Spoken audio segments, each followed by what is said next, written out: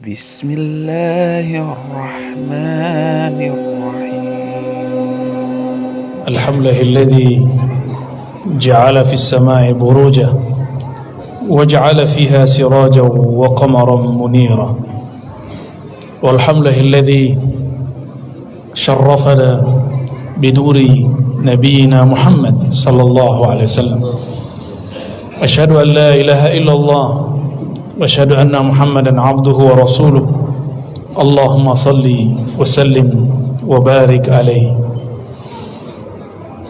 أما بعد أوصيني وإياكم أيها المسلمون والمسلمات الحاضرون والحاضرات بتقوى الله فقد فاز المتقون اتقوا الله حق تقاته ولا تموتن وإلا وأنتم مسلمون فاتقوا الله ما استطعتم واسمعوا وأطيعوا وأنفقوا خيرا لأنفسكم ومن يوق شح نفسه فأولئك هم المفلحون وقال أيضا إن الله ملائكته يصلون على النبي يا أيها الذين آمنوا صلوا عليه وسلموا تسليما فنقول لبيك اللهم صل على نبينا محمد.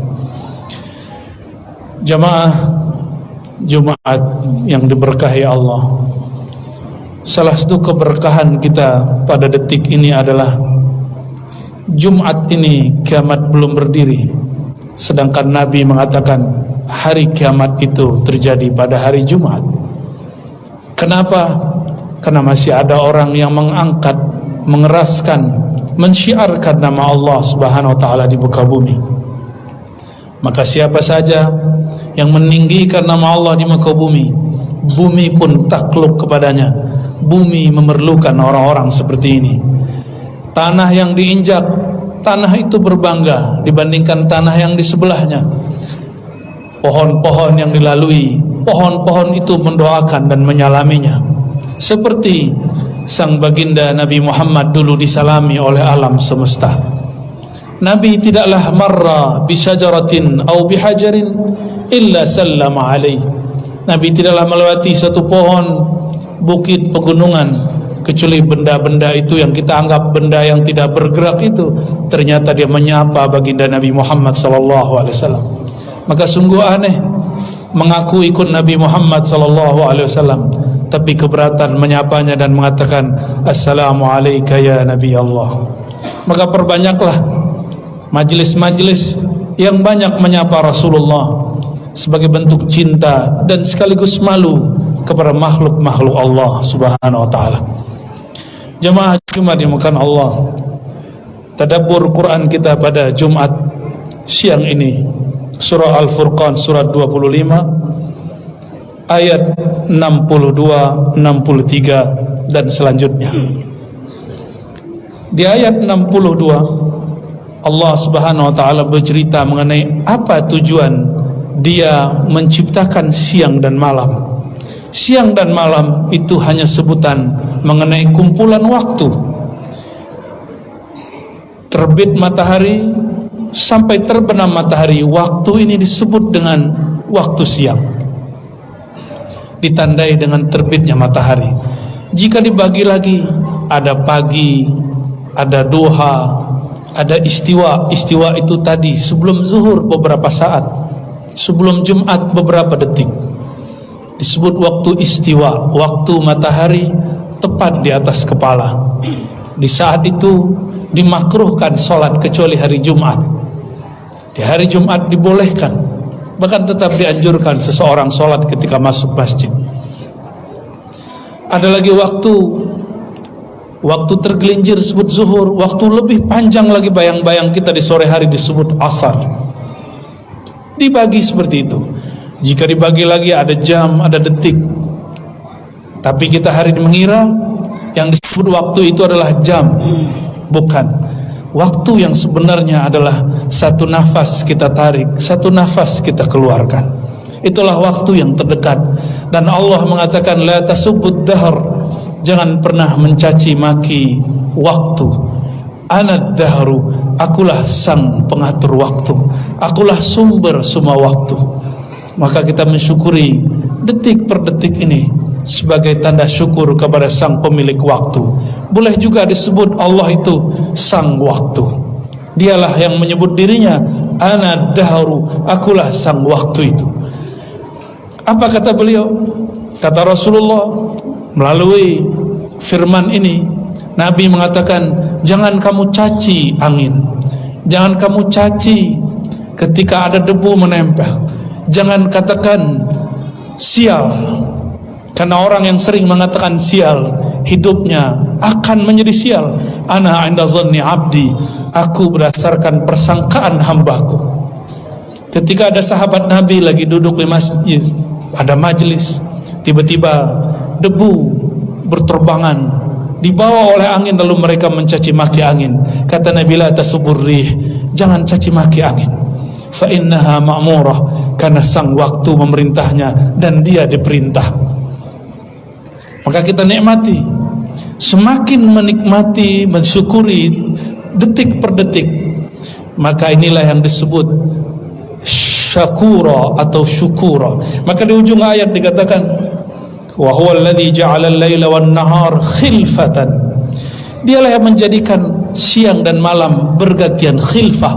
Maka kata khilafah, khalifah itu artinya pergantian. Khalifah berarti pengganti yang sebelumnya.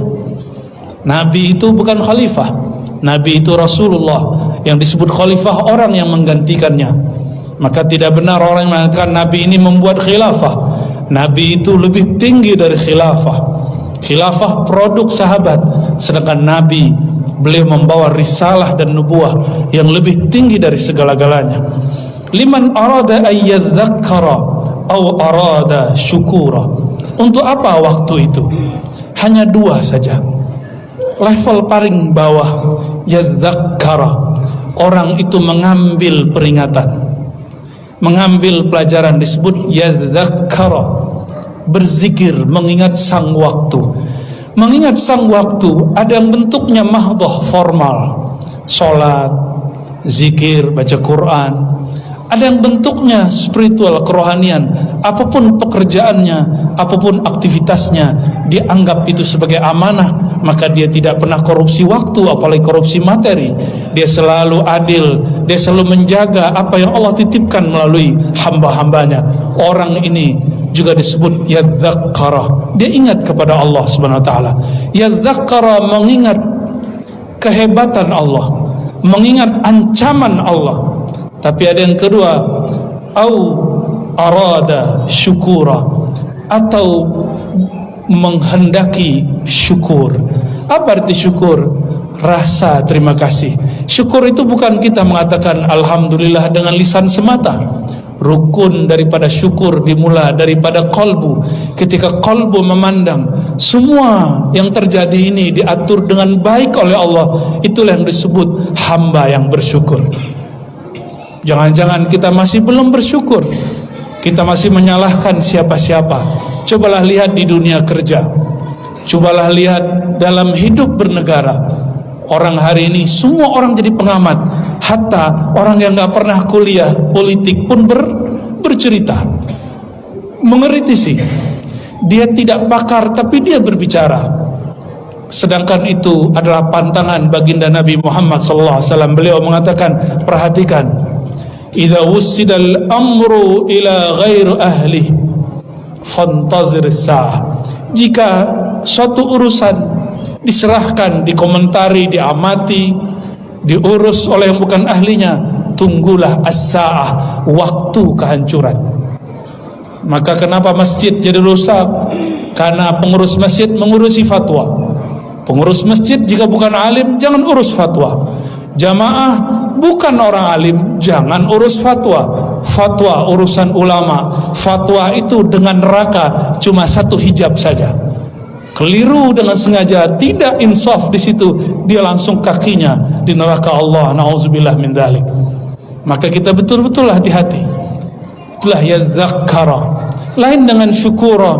Syukur ini memandang keindahan Allah. Orang-orang ini hidupnya penuh dengan rahmah, kasih sayang. Sedangkan yang pertama penuh kehati-hatian karena rasa takut.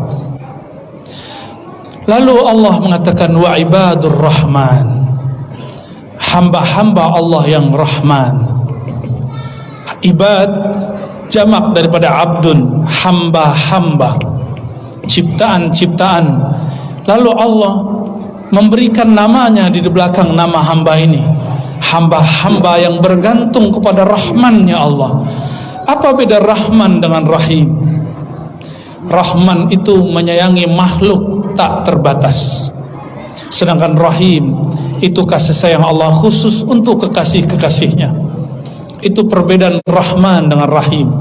Ibadur Rahman karena dia bergantung dengan Allah yang menyayangi semua makhluk tanpa terkira, baik yang menyembahnya ataupun yang menentangnya, tetap Allah berikan setetes kasih sayang, apalagi yang menyembahnya.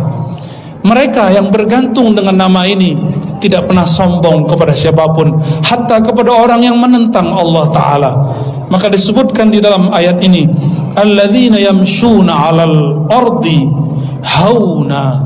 Mereka itu ciri-cirinya, ciri-ciri kekasih Allah Ar-Rahman, dia berjalan di muka bumi hauna, dengan penuh kehinaan, tidak pernah merasa dirinya lebih alim, lebih benar ajarannya, lebih bagus manhajnya, mazhabnya, alirannya. Tidak pernah.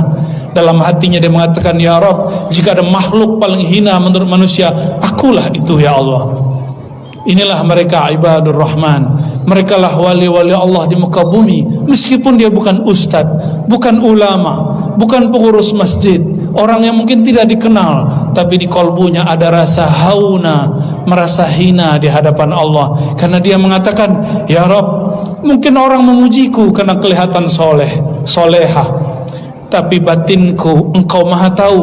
Di dalam pikiranku, dalam diriku ada nafsu yang liar yang tidak sanggup aku kendalikan. Masing-masing kita tahu itu, bahwa di dalam diri kita ada serigala yang luar biasa, ada syahwat yang betul-betul meluap, tapi kita tutupi dengan pakaian-pakaian kesolehan. Mereka karena sadar diri mengatakan, kami hamba yang hina. Wa idza khatabahumul jahiluna, jika orang-orang jahil yang suka komentar, maka lafaznya selalu khataba. Dan memang dari dulu orang yang tidak berpengetahuan itu suka berkomentar, dan ciri-ciri orang alim, dia berkomentar sesuai saatnya. Apa kata mereka jika dikomentari orang jahil? Salama. Inilah lafaznya, qalu salama. Apa arti salama? Jika orang melemparkan tai kepadanya, kotoran kepadanya, dia tidak membalasnya dengan kotoran. Al-Quran mengajarkan idfa billati hiya ahsan. Jika kamu diserang, dicaci maki, dikata-katai, jangan balas dengan hal yang sama, berarti kamu sama dengan mereka. Tapi qalu salama. Salama bara'atun min kulli syarrin, bara'atun min kulli auratin, terlepas kata-katanya, sikapnya dari kata-kata yang kasar, kata-kata yang hina, kata-kata yang kotor. Masih ingatkah kita kisah Nabi SAW berjalan dengan istrinya tercinta Sayyidatuna Aisyah radhiyallahu taala anha? Ketika berjalan, tiba-tiba Yahudi yang dalam hatinya ada kebencian membuli Rasulullah dengan salam yang tidak pas. Assalamualaikum. Hadis sahih Muslim, dan hadis ini mengabadikan bagaimana kisah Sayyidatuna Aisyah ketika suaminya dibuli, dicaci maki oleh seorang Yahudi. Nabi hanya menjawab waalaikum, tapi Sayyidah Aisyah dan hadis yang lengkap mengatakan alaikumussalam wal la'nah. Riwayat ini jarang disebutkan, kita hanya potong di kalimat alaikum. Apa jawaban Sayyidah Aisyah? Justru kalianlah yang terlaknat dan sial. Assalamualaikum artinya sial bagimu hai Muhammad. Dasar kamu orang terhina hai Muhammad, orang sesat hai Muhammad. Bagi ahli kitab, Nabi Muhammad itu sesat karena dianggap didatangi oleh setan. Orang-orang Yahudi memusuhi Sayyidina Jibril dan menganggapnya sebagai iblis yang terkutuk. Maka Nabi Muhammad, Nabi Isa bagi Yahudi dianggap sebagai aliran sesat, kelompok membawa ajaran baru yang menyimpang. Apa jawaban Nabi alaikum? Ketika Sayyidah Aisyah menjawab, ditambahin alaikumussalam wal la'nah, dua sekaligus. Kalianlah yang sial, bahkan kalian terlaknat. Nabi menegur Sayyidah Aisyah, bukan menegur sang Yahudi. Apa kata beliau? Wahai istriku tercinta, bukankah aku telah menjawab wa'alaikum? Kata Sayyidatuna Aisyah, ya Rasulullah, engkau dihina. Berarti normal, sekelas istri Rasulullah, sahabat Rasulullah, murid Rasulullah, wajar nabinya, gurunya, bahkan suaminya disinggung, dia kemudian emosi. Tapi Nabi kemudian mendidik Sayyidah Aisyah untuk tidak membalas dengan emosi. Kata beliau dalam sabdanya, sungguh tidak ada yang mampu mengalahkan kekerasan, kekasaran, kecuali kelembutan. Al-hilmu, bersikap santun. Inilah orang yang dalam kalbunya ada cahaya ajaran Nabi Muhammad sallallahu alaihi wasallam. Ketika khatabuhumul jahilun, ketika orang-orang jahil mengajak dia bertengkar, berselisih, dia tidak emosi, salama, dadanya lapang, kata-katanya pun santun. Maka siapa saja yang mengurus masjid, mengurus majelis, jika ada yang tidak senang, jangan pernah menanggapinya dengan emosi. Tanggapi dengan hal-hal yang sederhana, bahkan tanggapi dengan hal sikap yang bisa membungkamnya. Perbanyak saja aktivitas kebaikan, Allah akan bungkam orang-orang yang tidak faham. Lalu di ayat berikutnya dikatakan ciri-ciri kekasih Allah bukan dimulai dari ibadah. Kekasih Allah dimulai dari hal spiritual, hatinya merasa hina di hadapan Allah. Lalu yang kedua akhlak, baru yang ketiga ibadah. Ini yang disebut kekasih Allah. Beda dengan kita yang memandang kekasih Allah itu yang banyak sholat. Tunggu, sholat nomor 3. Maka di ayat berikutnya, walladzina yabituna lirabbihim sujjadaw wa qiyama. Ciri ketiga dari kekasih Allah ibadur rahman, mereka yabitun, mereka istiqamah malam hari untuk rukuk dan sujud kepada Allah, qiyam, berdiri membaca ayat-ayat Allah. Maka kesolehan pribadi bagi seorang kekasih Allah ditaruh nomor 3. Tapi kesolehan spiritual dan akhlak untuk bergaul secara sosial itu ditaruh di nomor pertama dan kedua. Baru kemudian dia jika berdoa tidak berdoa untuk dirinya, dia berdoa untuk umat. Apa doanya? Walladzina yaquluna rabbana isrif 'anna 'adzab jahannam. Dia tidak berdoa untuk dirinya, ya Allah kayakan aku, selamatkan aku. Tidak, dia berdoa, ya Allah isrif 'anna. Boleh kita artikan jauhkan. Isrif itu juga boleh artikan arahkan sejauh-jauhnya. Jauhkan kami, anna, bukan dirinya anni, tapi semuanya umat dari azab jahannam. Inilah ciri ibadur rahman, kekasih-kekasih Allah. Bahasa vulgarnya wali Allah. Maka wali Allah di kalbunya umat Nabi Muhammad. Ini yang diajarkan baginda Nabi ketika beliau hendak sakarat, yang dikatakan ya ummati. Itu hadis sahih riwayat Imam Nasai dan imam-imam yang lainnya. Nabi ketika mau wafat bukan memikirkan apakah aku masuk surga atau neraka. Yang dipikirkannya bagaimana nasib umatku. Maka siapa saja yang dalam dirinya ada nur Nabiuna Muhammad SAW, ada ajaran cinta kasih Nabi Muhammad SAW, maka dia selalu memikirkan umat. Memikirkan umat bisa lewat majelis, bisa lewat pergerakan, bisa lewat politik, bisa lewat masjid, bisa lewat mengajar. Coba ambil saja dari mana yang kita bisa.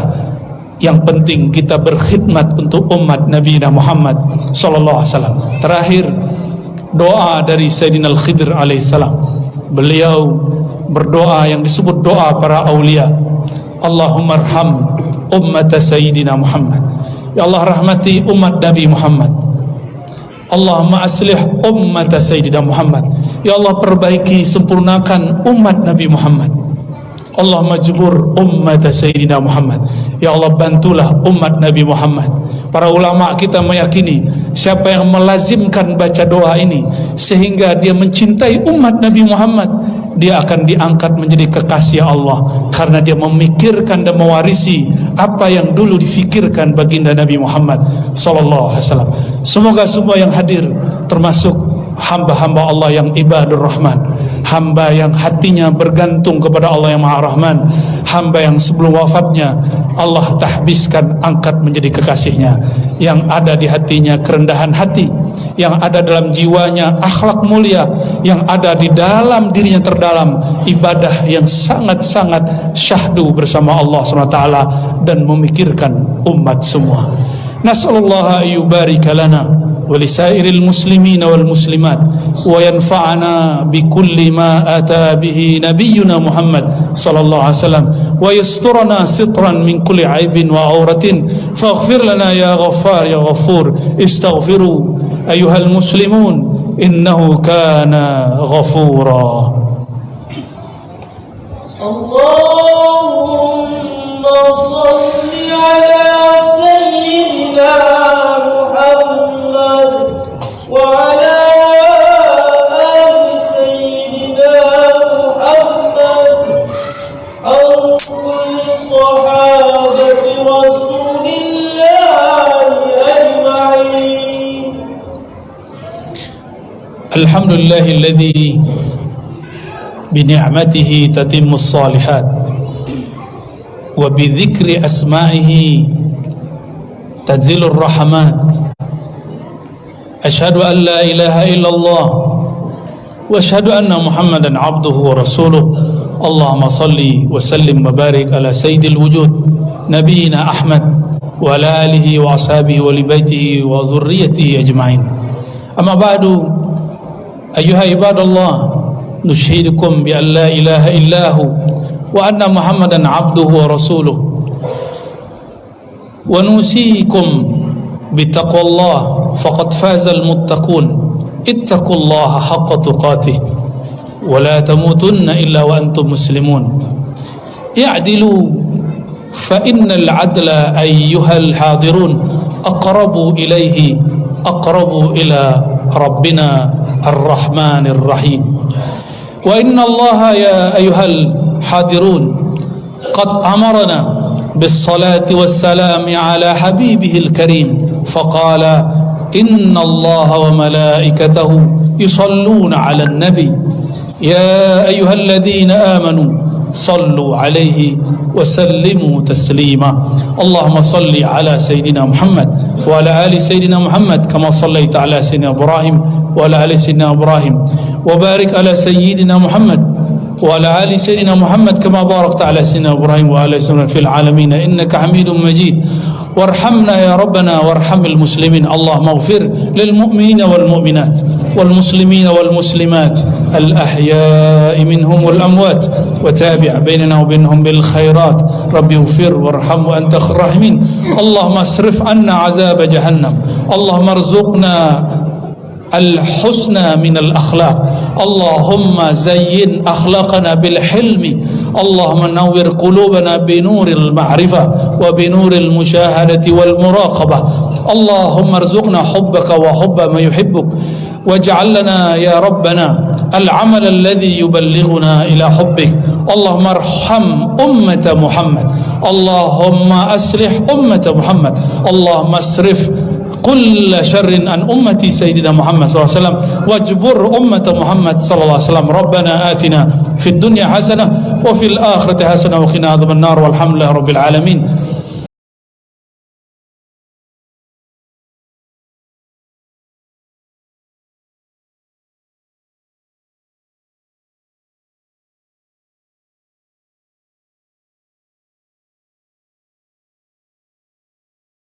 الحمد لله رب العالمين.